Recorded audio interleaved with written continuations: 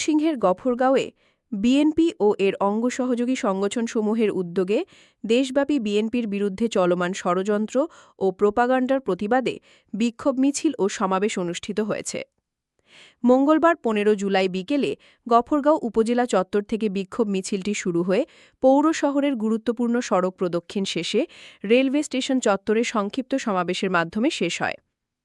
বিক্ষোভ মিছিলে নির্দেশনা দেন ময়মনসিংহ দক্ষিণ জেলা বিএনপির সদস্য ও পাগলা থানা বিএনপির সাবেক যুগ্ম আহ্বায়ক আলহাজ Mushfiqur Rahman.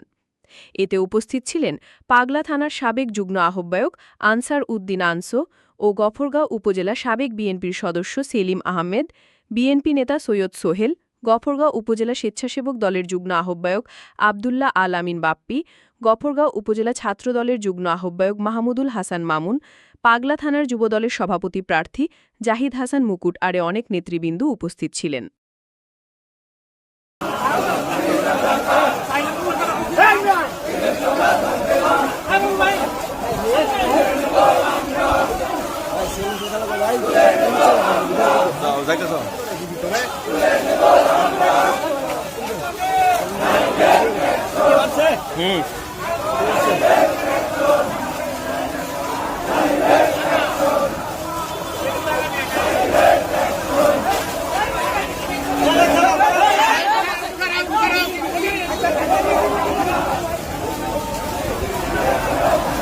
Hasta da, ay gari.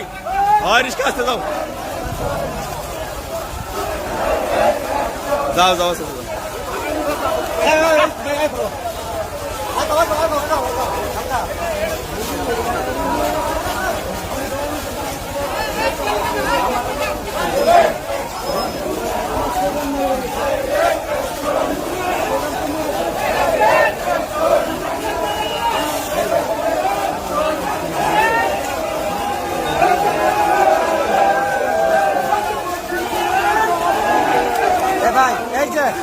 Hey!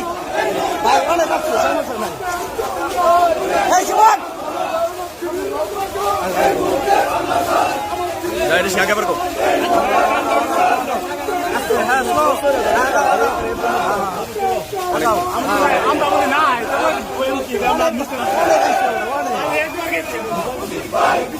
দেখে দিচ্ছে মুশফিক ভাই বাইরে চলে যাবো না বাইরে চলে যাবো না পৌরসভা ভিতরে ঘরে বললে দেখতে করে বলেন দেখি আরে দো ভাই